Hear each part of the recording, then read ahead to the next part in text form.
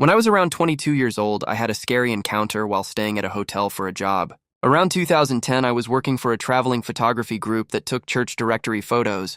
Each photographer drove separately from all over the place. So I was in Harlan, IA at the time. I was staying at a hotel along with other photographers who joined with me.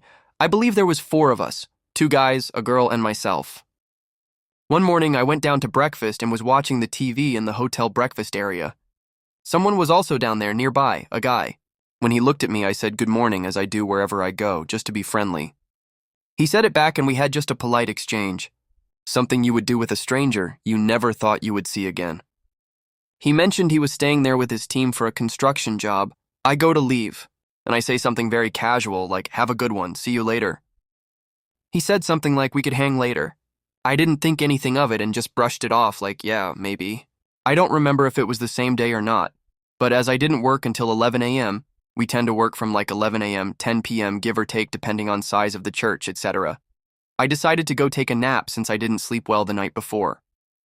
While laying in my room, I kept receiving phone calls to my room phone. I wasn't used to getting calls like that, ever, so I just picked up. I would say hello, but nobody would answer. After a few times, I eventually just took the receiver off and placed it beside the phone so it would stop ringing. When it was time to get up and leave, I left my room and saw the guy was there in the hall. I waved casually, still not thinking anything of it. He asked where I was going, and I said I had to go to work. My friend showed up, female photographer, and I went with her to her car as I was going to ride with her to the church. I told her about getting strange phone calls, and she mentioned she did as well. Later that night, there was a thunderstorm. My photographer group and I stood by the hotel lobby door, watching the lightning. It was thundering and extremely dark. There were chances for tornadoes, so we were keeping tabs with each other. Eventually, I go to my room for the night and I hear a knock on my door. I didn't really want to answer it. However, I did, cracking the door to see who it was. It was the guy. He talked about how I said we could hang out, and I told him I was too tired after working all day and I needed to sleep. I shut the door. Now I can't remember if this was the next morning or still night, but I recall him knocking again, but I wouldn't answer. I pretended to either be out or sleeping. I called my mom and started talking to her. I told her what was happening, and although I was scared, I almost acted like I wasn't when speaking with her. Suddenly, I had a weird feeling. I whispered to my mom, "Mom, hold on a second, I need to check something." I tiptoe as quietly over to my room door as possible. I look out the peephole and I see him. I then see him turn his head to my door as if he was listening for something. My heart started to race. I then saw him move to the side. You know how the wall sometimes goes in for the doors, so there is like an indentation in the hallway for each room.